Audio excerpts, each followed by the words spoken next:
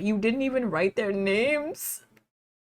That just shows you how little he cared. He did not care. He was just going and going.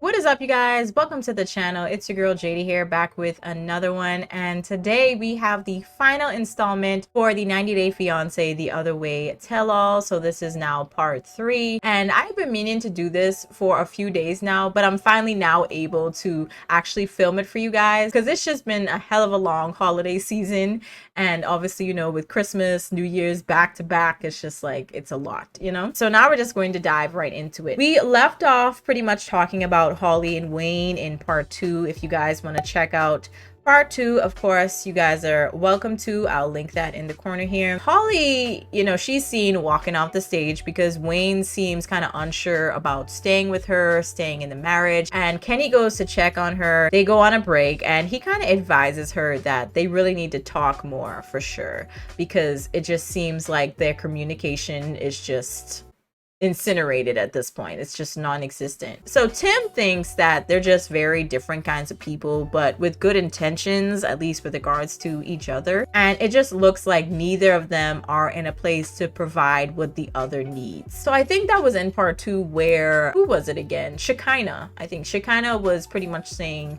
to Holly, or at least I guess giving her opinion with regards to her and Wayne's relationship. She was saying that it might be that Wayne feels that you also aren't really giving him what he needs, and that, you know, you're not really providing the support that he needs in his life as well. And, you know, other people, they were kind of agreeing, kind of disagreeing, but I kind of agreed. I'm just going to be honest, because you can't really keep giving and giving in the relationship to a person and they're not giving anything back in terms of any type of support, whether it be physically or emotionally, you know? So that's kind of how she kind of felt. And Holly, she calls Wayne, she's kind of crying still, and she also apologizes for being so emotional all the time. But I mean, I think obviously when it comes to being a really emotional person, it's not a bad thing, okay? It's just that sometimes I think for other people it can be a little much and it kind of scares them away. But at the same time, I do think that you do have to have some type of strength with regards to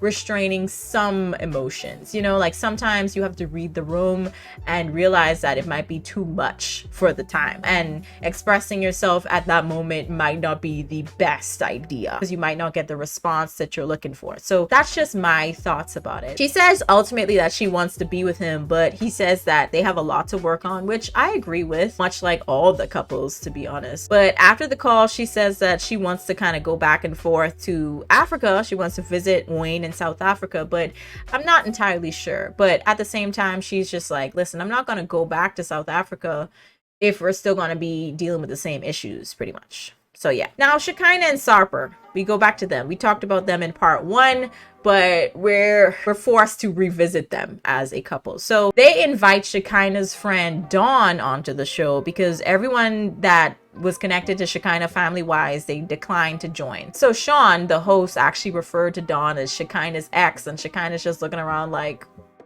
he's not my ex. We dated, but no. So Shikina is hella confused. They went on dates, but they never were together as boyfriend and girlfriend. And according to Dawn, Shikina and him were intimate at one point. Shikina is denying that ever happening, but we'll never know for sure.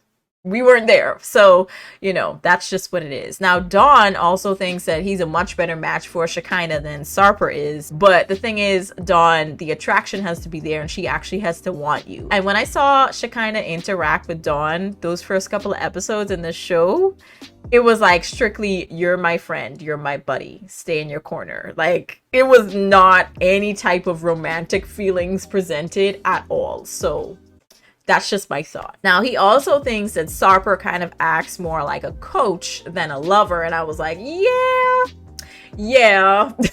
I kind of have to agree with you on that, Dawn, because he really does. Especially on this show, we even saw it when she shared the voice notes with us with regards to him telling her, you know, how to act, what to wear, what to eat. That sounds like a life coach or something. Even a life coach, I think that's kind of overstepping, but yeah, it's a little bizarre, you know, that relationship that Sarper has with Shikina. Now, Sarper's body count, that comes up, and he was indeed sleeping with a bunch of women, and he is not, according to him, proud of it.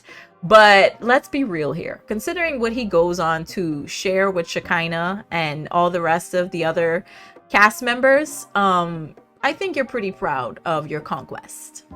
Let's just say that. He also doesn't want to know Shikina's body count in return. If it's more than one, it's obviously too much for him. So I think that's kind of crazy, considering you already know she has a child. She's dated for quite some years before you. She's in her 40s, I think. Yeah, her body count is more than likely more than one. So let's be real. I just dislike when people are that delusional. Now back to Sarper really quickly in connection to what I said just a few moments ago. Sarper reveals a secret that he hasn't told Shikina, and he was actually keeping a book where he kept a total of all the women he slept with each year leading up to him being with Shikina and dating her and, you know, obviously being in a relationship, which was a little over 1,000. Over 1,000 women. Who has a 4-digit body count? Like, what? And you're not a P-star? Make it make sense. He wouldn't even write their names. He just used X's to represent each woman he slept with, and the colors had actually represented how pretty he thought they were. So he had like a system, basically. And I just think that's really bizarre. You didn't even write their names? That just shows you how little he cared. He did not care. He was just going and going. Even Shikina says he would sleep with anyone and found his actions to be rather disgusting, she says. And this man has the audacity to then say in response that he had actually found out way more embarrassing things about her that day than him just basically telling her about his body count and his little X's in his book to represent all these women he slept with. I'm like, Sarper, I'm gonna need you to get a better sense of reading the room. Okay? Really. Really. So he then tells her to see his logbook as a trophy for her because she was the one that changed him. So I just think that's kind of crazy that you have that response. Like, that's how you really think that she should take keeping a logbook of this crazy body count that you have. She should see it as a trophy. Okay, so Shikina says that she won't see him until he gets rid of it. And I just kind of think that's a bunch of baloney because you know good and well you're going to be back in Turkey visiting this man. So stop it. Now, Brandon, who's actually been kind of relatively quiet this whole time, he then says that he shouldn't have brought that up, which everyone kind of agreed with. And I definitely agree with, because what was the point? I think you should just burn the book or toss it in the trash. Like, what was the point of bringing that up? Like, there was no point at all. So after this, we still find out that Shikina still doesn't want a child, but Sarper obviously is still pushing the issue, but he's also okay with just adopting a baby goat. That's interesting. So Shikina still thinks that she and Sarper have something special and that they could work through all their issues overall, but I just think it's not. No. They might have like a year or two left in them, but not long term at all. Not long term. Now let's move on to Brandon and Mary. So Mary apparently has a very scary delivery with their daughter Midnight, where the cord was actually wrapped around the baby's neck and she ended up having a C-section, which was, you know, also kind of a crazy experience for her. But she's now recovering and the baby looks and also farts like Brandon, according to Mary. So I thought that was interesting. He's still playing video games, but thankfully not as much now, but she's still scared to kind of come to Brandon to help with their daughter. And sometimes when he's mad, he would call her a scammer and sometimes the B word. And he says he doesn't mean it, but he also admits that he would say these things to kind of get her to stand up for herself and not be so submissive. And I think that's kind of crazy to say, considering that you know her culture, and also why would you even do that as a means to get her to be less submissive? You know, it's just kind of like bizarre, like just to even think of and fathom. How did you think that was going to play out? It's sounding kind of strange, like you're trying to make someone be something that they're not. Oh, I do this because I want her to be like this. Like, what? So basically you're insulting her to get her to do or be what you want. Okay, interesting. So they bring out Brandon's mom, Angela, and some things definitely come up. When she gets asked about why Brandon calls Mary a scammer, she says that in the past, especially before the marriage, that she kind of acted all cool and great when there was money involved, but you know, when there wasn't, she wasn't so great. So Angela said that she would also occasionally have to send Brandon money because they were in a tight spot. But according to Brandon, they haven't had to ask her for anything for about like 3 weeks at that point in time. So I don't know if it's been way more than that now, but 3 weeks is not that much, Brandon. It's really not. Even everybody else, you know, the other cast members were looking around like, that is not that long of a time, but okay. Whatever you say. So Angela also thinks that they have two completely different styles of communicating. Brandon is very literal and Mary is kind of the opposite. But according to her, it takes a lot more for Brandon to really blow up. And she also recalls the last time that he had actually blown up, that incident between them where Mary was trying to tell him to turn the volume down on his music he was listening to on his phone. And she then sends a message to Brandon's mom about the issue. And Angela then says that this is where the confusion kind of came in because he wasn't actually upset. Mary even said that in this moment, he kind of looked upset and even slammed his PS5 controller. But Angela, in my opinion, kind of just continued making excuses for his behavior because you don't slam a controller unless you're really upset. Okay, so let's be honest. Now, regardless, she does say that both of them need individual therapy sessions, and I definitely agree. And she even asked them why they won't go, and Mary says that she's kind of afraid of being judged. And in the Philippines, they think going to therapy means that you're crazy. I definitely think they for sure need therapy. Now, on to a different topic with regards to Brandon and Mary. Tim asked Angela whose idea she thought it was to have a baby, like between Brandon and Mary. And also if she thought that it was used as a means to trap Brandon. So Tim tends to ask a lot of really juicy questions and say a lot of things that definitely get other cast members going. And I kind of like Tim now because he asked the questions. He asked the right question. Even though I don't think necessarily that Mary is trying to trap Brandon, I think she genuinely wanted a baby, but at the same time, I just don't think she thought through how much work it was going to be, and the fact that now, you know, it puts more strain on her relationship and marriage ultimately with Brandon because they're now married. So Angela responds. She says she thinks that it was more for an emotional bonding between the two of them rather than a financial one, considering that they both don't really have any money. Okay, and I think that's kind of true. Like, they're both not really financially well off. So what else would she be trying to trap him for unless it's for like an emotional bonding situation?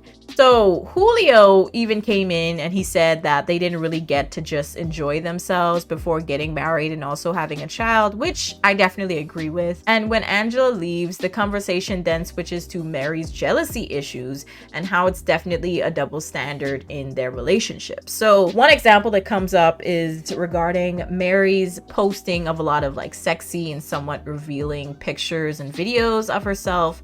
But when it comes to Brandon, he still can't even have a conversation with someone of the opposite sex without Mary flipping out. But according to Mary, Brandon is okay with the posts, but she doesn't even really talk about the fact that Brandon can't talk to people of the opposite sex without her going crazy. So I think that's pretty telling. So of course, Shikina, she's one of the first ones to comment on it, like she did everybody else's relationship. This woman has so much to say about everybody else except for taking a deep analysis of her relationship with Sarper, but we're gonna get into that a little later. So Shikina, she comments on it. She asked Mary if she'd be okay with Brandon watching videos of other girls in front of her, but Shikina really was just a little too vocal considering her situation. Sarper chimes in by calling Mary a manipulator, and Andre in turn calls out Sarper on doing the same thing. And I think that was pretty correct to do, Andre, because like, what? Sarper? Really? You're gonna call Mary a manipulator? Okay. But Sarper claims that he's just a control freak, but not a manipulator, because he said he tells Shikina straight up what he wants. And I get what he was trying to say, but at the same time, it's just like, that's kind of similar, Sarper. It's not really that different. You know? So Shikina turns to everyone else and says, you guys just want us to be toxic and we're not, so I'm sorry it's not working out. I'm like, girl, Shikina, have you not been present in all of these episodes with your man? Anyways, so I think we know at this point that Sarper and Shikina are hella dysfunctional. Okay, so we're just gonna go on. During the break, Andre confronts Shikina for calling him toxic, and immediately you can tell she was on the defensive side instead of just having a regular conversation with him. And he wasn't yelling. He clearly gave her some space, and he wasn't being disrespectful with his words either. Now, she says, "Why do you like to challenge women?" And I'm still, for the life of me, trying to figure out how he was challenging her when he was just asking her a question straight up. Like, why do you find me toxic? That's what he asked her. And she still decides to tell him to go sit down like he's a child, right? That's just how she said, like, go sit down. You know, like, that's kind of disrespectful to say to a grown man. Okay, so let's be real, sis. So she then turns to the camera for a little interview, and she says that he was standing over her in a very domineering way, and that was toxic masculinity that he was exuding. And I'm like, where was he supposed to sit? Was he supposed to kneel? Was he supposed to bend down? Like, how is he supposed to talk to you? That was interesting. I understood what she was trying to say, but at the same time, it was like, how else was he supposed to talk to you? What was he supposed to do? Anyway, when they get back into the group and have a little roundtable discussion, Kenny then defends Shikina and says to Andre that he came across as intimidating. But I'm trying to figure out what else he could have done in that moment to come across as less intimidating, because he quite calmly walked over to talk to her. He didn't disrespect her, none of that. So I personally think it was the accent. Maybe Shikina thought that his accent maybe was a little intimidating to her. And in her mind, she just kind of got that as, oh, he's shouting at me. I don't know, but it was just kind of weird. Maybe she just didn't want to say it. But Danielle takes that moment to call Shikina out and basically says, you know, you've been calling out everybody and their problems, but you're not taking accountability for your BS when it comes to your relationship, and you don't see anything that needs to be fixed when it comes to your relationship with Sarper. And Kalani also tries to reason with her by talking about their similar upbringings and, you know, the fact that she's Mormon. Well, at least she grew up Mormon, and then also Shikina grew up Amish. So, you know, it's kind of similar in that way, very religious. She's trying to come from a very like similar kind of loving place, it seems, and how that could kind of affect, you know, their choices when it comes to men. And Shikina says in response, I think you're bringing your own thing into my relationship. Your issues are yours. So in that moment, you could tell Shikina was in no mood for hearing anything from anybody. So yeah, it went nowhere. It just did this. Okay, so from that moment, I knew Shikina was kind of cut all the way off, and soon after that, she ended up walking away from the conversation altogether. Kenny went after her like I expected he would. He did that for everybody else, literally. And after the break, Shikina pretty much lies and says that Andre was shouting in her face. And I personally think that after seeing that and hearing her say that Shikina is definitely one of those types of women you want to stay clear of, because they would just start making stuff up that never happened. Like, there's literally footage of how this man came to you, spoke to you. He never shouted. He never cursed at you until after you told him to run along like a little boy, which was disrespectful to say, let's be real. I just think that's kind of interesting. But moving on, Danielle and Johan. Okay, so one of the women that Johan claims didn't exist, that he was talking to and cheating on Danielle with, came onto the show, and her name was Memory, which I think is pretty ironic considering that Johan seems to have no memory of talking to Memory and asking her if she was married, if she had kids, and also if she wanted to meet up with him in the DR. So she read the conversation that she had with Johan, but Johan is still acting like he doesn't know what she's talking about. And so in turn, Memory then turns the phone around to the screen to show everything that she said and what he said. And everyone thinks that it's kind of possible that he doesn't remember this girl because he was juggling so many other women. So on the previous season, Johan was kind of seen losing his mind because Danielle was still kind of friendly with her ex, but he's out here doing all this craziness. I think that's pretty ironic. This man was even meeting up and sleeping with women that she had invited to the DR for her retreat, for her business. And she has screenshots of the chats that happened between this woman and him, and it's a very detailed account of this relationship. Even still, Johan is telling everyone they could go to hell. He knows what he did and he didn't do this, and yada yada yada. And nobody believes this man, okay? Nobody. Everyone believes this man cheated, and I'm definitely one of them, okay? Danielle seems very set on divorcing Johan, but I'm still not entirely sure because, like she said, she likes to be friendly with her exes. She even still went to Johan's family's house to have dinner with them and him, and you're doing too much considering you trying to be done with this man. So after the show wraps and they're all done, you know, they usually have their little individual interviews before they actually leave and end. So Brandon still thinks that Mary has a major problem with overthinking and also jealousy. Mary also thinks that it's kind of funny that Shikina called her out about her pictures and videos when she posts the same type of content, which she does. Mary is actually rather correct. But you know, we're just going to move on because Shikina is kind of delusional when it comes to pointing out her flaws. She loves to do it to other people, so yeah. Shikina leaves without saying bye to anyone, which isn't surprising. She's pretty, like I said, again, delusional about everything. And Shikina also said that everything she and Sarper have been through has made them stronger, and that's how she knows they don't have a toxic relationship. But my question is, stronger in what way exactly, Shikina? What exactly is considered stronger? That's what I want to know. Danielle says she's ready to move on and start afresh. Holly says she still wants to go to South Africa, but she doesn't want to go if they're not in a good place, like I said already. And Julio, of course, is still running on and on about trust when he's out here running around with this makeup artist he was probably talking to this whole time. But anyways, Kimberly thinks Jenny making threats to her was childish, but I think she's missing the part where she called her a C-U-N-T, okay? But anywho, she goes on to say that she doesn't know when she'll be going back to India and if TJ has any room in her future plans just yet. And that's pretty much the end of season 5. I don't know what the heck is going to happen in season 6, which couples are going to carry over, which new couples are going to appear. I'm very curious. But right now, we're going to be diving into 90 Day Fiancé. Just 90 Day Fiancé, not the spinoff, the original 90 Day Fiancé show. I'm waiting to get a few more episodes before I give another video to you guys. So that's going to be coming out soon. So make sure you keep an eye out for that. But that's pretty much it for 90 Day Fiancé The Other Way season 5. Let me know your thoughts down in the comments. I'll catch you guys in the next one. Peace.